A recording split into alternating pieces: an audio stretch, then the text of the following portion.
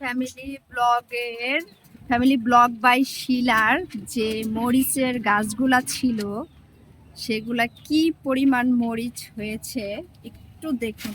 এগুলো হচ্ছে প্রত্যেকটা থোকা থোকা মরিচ হয় এবং এক একটা থোকা 10টা 12টা করেও মরিচ হয়। এই যে ভিতরগুলা দেখছেন, প্রত্যেকটা গাছে অনেক অনেক মরিচ হয়েছে।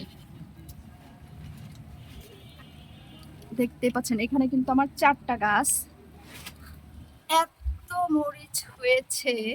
এই যে করল্লা ধরে আছে ফ্যামিলি ব্লগ বাই শিলার, এই যে করল্লা, এবং এত এত মরিচ ধরেছে। এত এত মরিচ ধরার জন্য কিন্তু অনেক পরিশ্রম করতে হয়, তাই আপনারাও পরিশ্রম করবেন এবং ফ্যামিলি ব্লগ বাই শিলার সাথে থাকবেন। আল্লাহ হাফেজ।